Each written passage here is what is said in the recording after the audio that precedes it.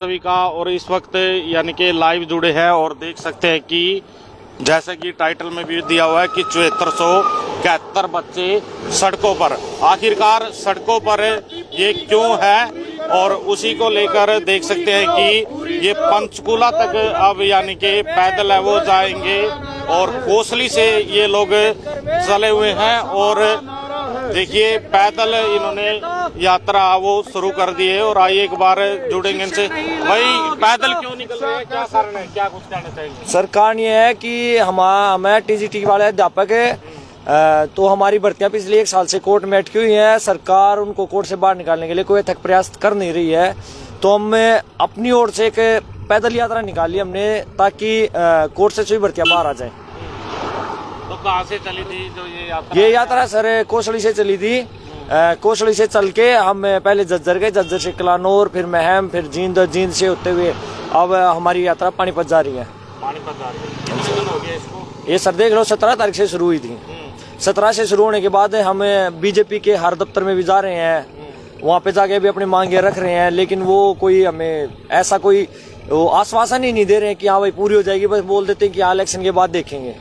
ये तो कोई बात नहीं हुई।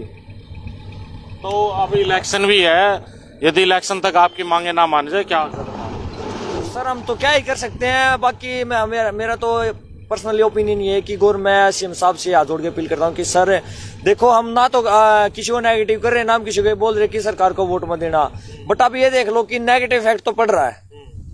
दूसरी बात ये है कि अपोजिशन को एक मुद्दा भी मिल रहा है और कोई बात नहीं है।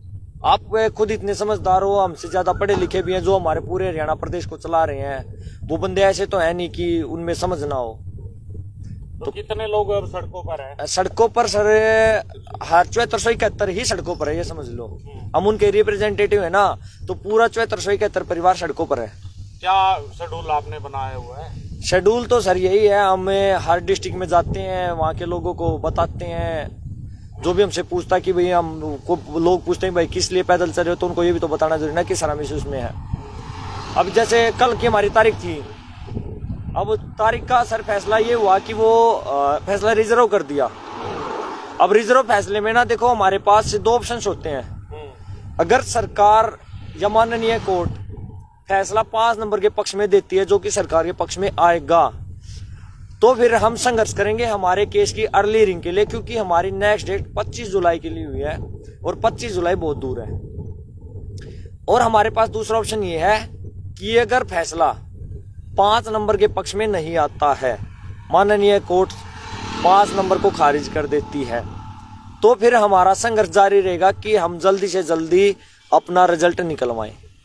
मतलब कहने की बात यह कि हमको रहना संघर्षरत पड़ेगा जब तक हमारे रिजल्ट और ज्वाइनिंग नहीं हो जाती, क्योंकि हरियाणा में इतिहास रहा है, कितनी भी भर्ती पहले हुई है, जिन्होंने संघर्ष नहीं किया ना, वो हर भर्ती 10 साल से पहले कंप्लीट नहीं हुई है।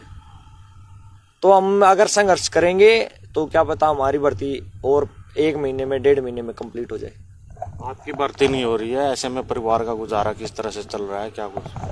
बस सर ऐसा ही है, देख लो गुजारा तो क्या ही करना है भाई। जैसे अब सबका अपने वो है, बंदा कुछ तो करेगा। जी सब्जियां बेचे, अब वो जैसे खट्टर साहब ने कहा था हमारे पूर्व सीएम ने कि भाई अगर कुछ नहीं होता तो तब तक सब्जियां ही बेच लो, तो सर कोई सब्जी बेच रहा है। टेम्पो साथ में रखा हुआ? हाँ बस सब्जी टेम्पो तो इसलिए लेके आए हैं ना कि हमारे कपड़े वपड़े बैग भी हैं। सब्जी तो रेडी वाले बेचेंगे, जैसे हमारे घर में है, दिहाड़ी मजदूरी कर रहे हैं और क्या कर रहे हैं। अब एक बात तो पढ़ लिख के भी हम अगर सब्जियां बेचनी होती तो हम पढ़े लिखते क्यों? क्या नाम? मैं सर सोनीपत से हूँ, पुरखास गाँव से। क्या कहेंगे भाई आप? नमस्कार सर हमारी रिक्वेस्ट है सरकार से कि जो हमारा टीजीटी परिवार, अध्यापक परिवार, बल्कि अब तो ये 7508 परिवार हो गए हैं, इनको रोडों पे लाने के लिए मजबूर कर दिया है। और मेरा सरकार से निवेदन है कि इससे और ज्यादा हमें किसी और रास्ते के लिए मजबूर ना करें। और जब इलेक्शन सही समय पे होते हैं, चुनाव में उतरने वाले अभ्यर्थी सही समय पे अपना नामांकन भर देते हैं, और जब सही समय पे नोटिफिकेशन निकाले जाते हैं, तो ये भर्तियां सही समय पे पूरी क्यों नहीं करती? ये एक सरकार के ऊपर सवाल है कि क्या रीजन है उसका। अब बता देती है सरकारें कि भाई कुछ बच्चे नाराज और नाखुश होते हैं और इस वजह से वो कोर्ट में चले जाते हैं। बात सही है, अगर जिसको गलत लगता है वो कोर्ट में जाएगा, क्योंकि न्याय प्रक्रिया कोर्ट से ही हमें मिलती है। लेकिन हमें सरकार से फिर भी यही सवाल है कि वो अपनी पैरवी अच्छे से क्यों नहीं करती। और उससे भी बड़ा ये सवाल मेरा विपक्ष से भी है कि भाई जब सरकार अपनी पैरवी नहीं कर रही, लेकिन आप वकीलों की लाइन कोर्ट में लगा देते हैं कि भाई भर्ती को रोकना है, और सरकार यही चाहती है कि भाई भर्ती रुकी रहे। मतलब जो हमारा ये हालात हो रखे हैं ना, इसमें अकेली सरकार जिम्मेदार नहीं है, दोनों जिम्मेदार हैं। अगर सरकार 100% जिम्मेदार है तो विपक्ष भी 101% जिम्मेदार है, और विपक्ष अगर 100% जिम्मेदार है तो सरकार 101% जिम्मेदार है। क्योंकि ये राजनीति है और ये राजनीति खेल रहे हैं, ये नहीं समझ रहे, हमारे परिवारों को नहीं समझ रहे। चाहे वो कोई सी भी पार्टी ले लो, हरियाणा में 5-6 पार्टियां हैं, अगर सरकारें बदल जाएंगी तब भी यही हाल होने वाला है। ये नहीं समझ रहे भाई, ये बेरोजगार पढ़े लिखे युवा भाई ये रोडों पे आगे हैं, अपनी नौकरियों के लिए, अपनी भर्ती के लिए, अपनी रोजगार के लिए अलग अलग तरह से मांग उठा रहे हैं, लेकिन ये फिर भी हमारी सुनवाई ना करें। अगर भगवान ना चाहे, अगर ये सरकारें चाहे वो कोई सी भी रही हो, चाहे पहले रही हो, चाहे आगे बदले हो, चाहे आज हो, अगर ये युवा गलत रास्ता पे भटक गया, भाई ये गलत और अन्य मजबूरियों को उठाने लग गया, तो फिर इस प्रदेश का क्या हाल होगा कि यूथ के कंधे पे ही इस प्रदेश को टिके। हमारे बुजुर्ग माँ बापों को हमसे कोई उम्मीद है, हमारे छोटे भाई बहनों को हमसे उम्मीद है कि भाई हमारे बड़े भाई हमारे लिए कुछ करेंगे, बड़े बूढ़ों को ये उम्मीद है कि भाई हमारे छोटे हमारी सेवा करेंगे। अगर ये यूथ ही भूखमरी में ऐसे रोडों पे उतरेगा, अगर यही गलत दिशा पकड़ गया नहीं तो ये प्रदेश कहाँ जाएगा। प्रदेश को मिट्टी बनते हुए समय नहीं लगेगा। तो मेरी सरकार से निवेदन है, अपील है कि भाई हम जो सड़क पर उतर रहे हैं 7508 परिवार, उनको सड़कों से उठाओ और स्कूलों में बैठाओ। हम अध्यापक बनने वाले हैं, कोई गुंडे डाकू चोर लुटेरे नहीं है, अध्यापक हैं। हमें भविष्य तय करना, बच्चों का देश का फ्यूचर सारा तय करना। तो मेरी सरकार से निवेदन है कि भाई हमें उलझाए ना। अब तो एक कोर्ट की हियरिंग थी जो कल हुई है, फाइनल हियरिंग थी, और उसमें माननीय कोर्ट ने फैसला रिजर्व रख लिया है। तो मेरी सरकार से ये अपील है कि भाई रिजर्व फैसला जैसे ही आ जाए, चाहे वो बच्चों के हक में आए, चाहे वो सरकार के हक में आए, उसके बाद तत्काल प्रभाव से 10-15 दिन लेकर हमारे रिजल्ट और ज्वाइनिंग निकाली जाए। अगर ये आते हैं, सोशो इकोनॉमिक्स नंबर अगर रद्द हो जाते हैं तो हमारी भर्ती पे कोई अड़चन नहीं होगा। तो मेरा सरकार से निवेदन है कि भाई वो सिर्फ महज 5-7 दिन में हमारा रिजल्ट और ज्वाइनिंग दे दे। और अगर 5 नंबर सोशो इकोनॉमिक्स के सरकार के पक्ष में जाते हैं और ये दिए जाते हैं, तो मेरी सरकार से ये अपील रहेगी कि हमारा प्राइवेट एक्सपीरियंस का जो केस है उस पे अर्ली हियरिंग लगाकर जल्दी से जल्दी सुनवाई करके वो 10-15 नहीं तो 20-25 दिन में हमारा रिजल्ट निकाले। मेरा सरकार से हाथ जोड़ के निवेदन यही है। पंचकूला पहुंच रहे हैं, पंचकूला पहुंचने के बाद क्या कदम रहेगा? क्या पंचकूला पहुंचने के बाद सरकार से 3-4 दिन के लिए अपील की जाएगी कि भाई हमारा रिजल्ट वो निकालो। अगर सरकार का सहयोग और रवैया ठीक रहा तो हम सरकार के साथ रहेंगे और अपनी नौकरियां लेके देश का भविष्य आगे बढ़ाएंगे। और अगर ज्वाइनिंग देने में और उसमें देरी करेंगे तो शायद 7508 टीजीटी परिवार फिर वो वहां बैठ के फैसला करेगा कि वो अगला कदम क्या उठाएगा। कब तक पहुंचने की उम्मीद है? अभी हमारी संभावना है कि हम 4 से 5 दिन में पंचकूला पहुंच जाएंगे। कौशली से यहाँ तक पहुंचने में हमें, मतलब कल हियरिंग के लिए रुक गए थे तो हमें 6 दिन लगे हैं। तो यहाँ से आगे लगभग इतना ही रास्ता है, तो 4-5 दिन और हम थोड़ा अपना मुहिम तेज कर देंगे, 4-5 दिन और लगेंगे। कैसी परेशानी आ रही है? रास्ते में भी चल रहे हैं क्या? सर परेशानी तो ये है कि जैसे दोपहरी में बहुत ज्यादा धूप भी हो रही है, बहुत ज्यादा। कितना किलोमीटर पैदल चल रहे हैं? सर रोज हम 30 से 40 किलोमीटर तो हम तय आराम से कर रहे हैं। जैसे जैसे गांव के जो सरपंच हैं उनसे भी हम मिल रहे हैं, जो समाज कल्याण की समितियां जो बनी हुई है उनके प्रधानों से भी हम बातचीत करते चल रहे हैं। स्कूल में कितनी मूलभूत सुविधाएं हैं, कितने शिक्षक हैं, कितने पद खाली हैं, उन सब का हम डाटा लेते हुए हम आगे बढ़ रहे हैं। तो अभी तक क्या सामने आया? सर अभी तक तो यही सामने आया कि जो मूलभूत आवश्यकताएं होती हैं स्कूल की वो भी प्रॉपर नहीं है, और शिक्षक भी प्रॉपर नहीं मिल रहे हैं। और उन्होंने तो आगे भी लिख के दिया हुआ कि हमारे स्कूल में स्टाफ की इतनी कमी है, लेकिन उसके बाद भी कोई इस विषय को अपने संज्ञान में नहीं लेके आया हुआ है। तो हमारी तो सिर्फ यही विनती है, अभी हमारे जो जितने भी केसेस हैं जो पेंडिंग है या जो जितनी भी डेट्स जो लेट लगी हुई हैं उन पे सरकार जल्द से जल्द अर्ली हियरिंग लेके और इस मैटर्स को सॉर्ट आउट करके हमें ज्वाइनिंग दे करके हमें स्कूलों में भेजें, ताकि हम भी राष्ट्र निर्माण में अपना योगदान दे सकें। क्या नाम है? आप कौन से गाँव? सर मैं सुशील, सोनीपत डिस्ट्रिक्ट से। क्या नाम है? सब पढ़े लिखा युवा हैं, सब MA BEd MPhil PhD वाले हैं। मैं खुद एक PhD रिसर्च स्कॉलर हूँ, MDU से मैंने MPhil किया और अब मैं PhD रिसर्च स्कॉलर हूँ। तो सब पढ़े लिखे हैं, कोई ये नहीं है कि हम कोई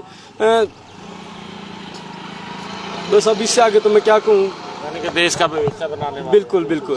और फिर देखिए एक स्लोगन है सरकार का कि पढ़ेगा इंडिया तभी तो आगे बढ़ेगा इंडिया। और मेरा मानना तो ये है कि जब टीचर्स ही नहीं होंगे तो क्या ही पढ़ेगा इंडिया और क्या ही आगे बढ़ेगा इंडिया। और सर ये जो विश्व गुरु बनने की जो बोलते रहते हैं कि हम विश्व गुरु बनने वाले हैं, विश्व गुरु बनने वाले हैं, तो मुझे नहीं लगता कि जब तक स्कूलों में शिक्षक मतलब उपलब्ध नहीं करवाएगी सरकार, हम कैसे मतलब विश्व गुरु बन जाएंगे। जब हम अपने बच्चों को ही शिक्षक नहीं दे पा रहे हैं, उन्हीं को हम गुरु नहीं दे पा रहे हैं, तो हम विश्व का नेतृत्व कैसे कर पाएंगे। चुनाव भी अभी सर पर है जी। वोट की चोट से भी जवाब दिया जा। जी देखिए, युवा बहुत परेशान है। आज के समय में हरियाणा जो है बेरोजगारी में चरम सीमा पे पहुंच चुका है। युवा इतना हताश है, इतना मेंटली टॉर्चर वो हो रहा है। अगर सरकार का ऐसा ही रवैया रहा तो हो सकता है इन्हें वोट की चोट से भी जवाब दिया जा सकता है।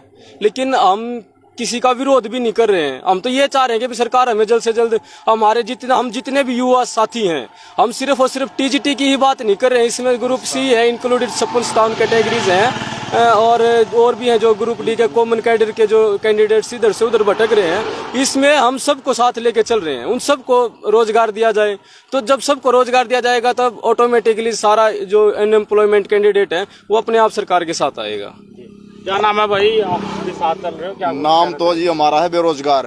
बेरोजगार? हाँ जी। और मैं हूँ पूरे प्रदेश से हरियाणा प्रदेश मेरा घर है। और मैं गरीब किसान मजदूर का बेटा हूँ। लाचार हैं हम। इस प्रदेश सरकार से बहुत ज्यादा परेशान है। जब ये सरकार आई 2014 में और 19 तक इन्होंने बहुत अच्छा किया, भर्तियों में रोजगार भी बहुत अच्छा दिया। लेकिन 19 के बाद जब दूसरी इनकी टर्म प्रारंभ हुई, उसमें युवा इनसे बहुत ज्यादा दुखी है और उन्होंने भर्तियां नहीं की बिल्कुल भी। प्रदेश को अशिक्षित और बेरोजगार प्रदेश बनाने में इनका बहुत बड़ा योगदान है। और हमने जो ये यात्रा निकाली है, इसका हमारा उद्देश्य है सीधा TGT की ज्वाइनिंग, TGT का परिणाम। और ये पीछे फरवरी 2023 में सरकार ने विज्ञप्ति निकाली थी। उसके बाद अगस्त तक डॉक्यूमेंट वेरिफिकेशन और एग्जाम हो चुके थे। छोटे से 2 केस लगे थे, उसमें सरकार ने अच्छे से पैरवी नहीं की। टाइम बढ़ता रहा। CM साहब ने अनाउंसमेंट कर दी, पूर्व CM साहब माननीय खट्टर साहब ने अनाउंसमेंट की कि 29 फरवरी को 29,000 बच्चों को रोजगार देंगे, उनका रिजल्ट निकालेंगे। लेकिन वो केवल एक जुमला साबित हुआ। आप सब ने भी देखा, मीडिया के साथियों ने भी देखा, केवल एक जुमला साबित हुआ।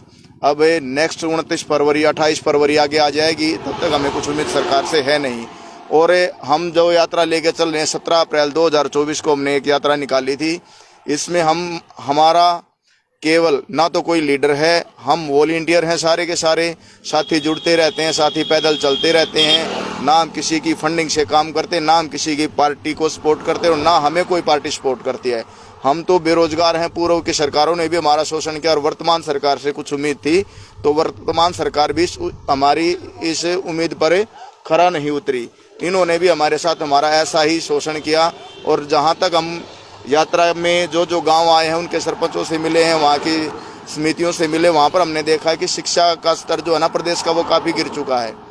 गरीब और मजदूर का बच्चा स्कूल में जाता है, गवर्नमेंट स्कूल में, और यदि उस गवर्नमेंट स्कूल में गरीब और मजदूर के बच्चे को यदि वहां पर शिक्षक नहीं मिलेगा, तो वो भविष्य में फिर मजदूर तैयार हो गया। उसके जीवन में कुछ ऐसा नयापन नया करने की, कुछ आगे बढ़ने की, कुछ क्रांति लाने की या अपने भविष्य को उज्जवल बनाने की संभावना फिर जीरो हो जाती है। क्योंकि जब उसको 6, 7, 8, 9, 10th में शिक्षक ही नहीं मिलेंगे, उसका बेस तैयार नहीं होगा, तो वो भावी पीढ़ी भी हमारी मजदूर ही तैयार हो रही है।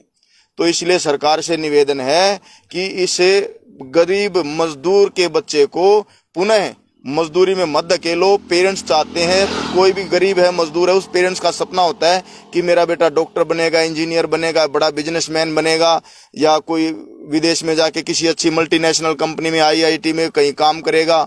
ठीक है, कोई IIT करेगा, कोई बीटेक करेगा, लेकिन यदि बच्चे का बेस खराब हो गया ना, गरीब के बच्चे का, जो बच्चे अच्छी फैमिली से बिलोंग करते हो तो प्राइवेट स्कूल में अच्छी शिक्षा दिलवा लेते हैं, उनके बच्चे आगे बढ़ जाते हैं। लेकिन एक जो गरीब का बच्चा है उसको शिक्षा नहीं मिलती, उसको शिक्षक नहीं मिलते विद्यालय में, तो वो तो गरीब मजदूर का बच्चा तो वापस मजदूर बन गया। और जब ये सरकार आई, इससे हम चाहते थे कि कुछ क्रांति लेके आएगी, कुछ नयापन लेके आएगी, लेकिन ये तो पुराने ड्राइवर पर ही चली गई पूर्व की सरकारों की तरफ। और हमें तो कई बार ऐसा लगता है पूर्व की सरकार के जो घटनाक्रम उनको देखकर और वर्तमान की जो सरकार है उनके घटनाक्रम को देखकर, तो इन सरकारों ने तो हरियाणा प्रदेश में गरीब ये जो बेरोजगार युवा है इसकी गर्दन पर दो धारी तलवार रख रखी है। इसके लिए पक्ष भी उतना जिम्मेवार है और उतना ही जिम्मेवार इसके लिए विपक्ष है। इन दोनों की नूरा की कुश्ती है, ये मिली भगत करे हुए हैं। रोजगार देना नहीं, एक सरकार कहती है कि कोर्ट में भर्तियां हैं, वो पैरवी नहीं करती, और विपक्ष वहां पर वकीलों की फौज खड़ी कर देता है कि भर्ती होनी नहीं चाहिए, कैसे भी करके रिजल्ट रोका जाए, इनकी भर्ती रोकी जाए। पिस कौन रहा है? युवा पिस रहा है। और दूसरी बात मैं क्लियर कर देना चाहता हूँ, हमने अपनी यात्रा में किसी भी साथी से, किसी ग्रामीण से, किसी देहाती से, किसी युवा से हमने वोट की अपील ना तो किसी को देने की और ना ही किसी का विरोध करने की। हमारा तो सिर्फ एक ही मकसद है, टीजीटी भर्ती को कंप्लीट करवाना, 7471 जो परिवार है उनको रोजगार मुहैया करवाना, उनको स्कूलों में भेजना, उन रोडों पर धक्के खाने के लिए ना छोड़ना, और जिससे उन बच्चों को रोजगार मिलेगा। टीचर्स जब स्कूलों में जाएंगे तो गरीब किसान मजदूर का जो बच्चा वो पढ़ेगा, हरियाणा का, प्रदेश का, देश का भविष्य उज्जवल होगा, भारत उन्नति करेगा। तो ये तो सबसे बड़ा जो रोड़ा है, ये भारत की उन्नति में रोड़ा है। भारत को चाहते हैं कि हम विकसित राष्ट्र बना देंगे, ये भारत के विकसित राष्ट्र बनने में रोड़ा है ये। यदि इस भर्ती को कंप्लीट कर देते हैं तो गरीब किसान मजदूर के बच्चे तक शिक्षा, उचित शिक्षा पहुंचेगी और उनके बच्चों को भी एक अवसर मिलेगा अपना उज्जवल भविष्य का निर्माण करने का। जी जी, बहुत बहुत शुक्रिया, धन्यवाद। तो ये थे हमारे साथ टीजीटी भर्ती को लेकर, जो कि यानी कि अब पैदल है, जो पंचकूला की ओर निकल पड़े हैं, और देख सकते हैं उनके हाथ में भर्ती पूरी करो, हमारी भर्ती पूरी करो, टीजीटी भर्ती पूरी करो, टीजीटी भर्ती पूरी करो, शिक्षक भर्ती पूरी करो। हर जोर जुल्म की टक्कर में संघर्ष हमारा नारा है, हर जोर जुल्म की टक्कर में संघर्ष हमारा नारा है, हर जोर जुल्म की टक्कर में संघर्ष हमारा नारा है। तो आपने देखा, और आप लोगों की क्या कुछ राय है कमेंट बॉक्स के माध्यम से जरूर बताएं। आप लोग हमारे साथ जुड़े, आपका बहुत बहुत शुक्रिया, बहुत बहुत धन्यवाद।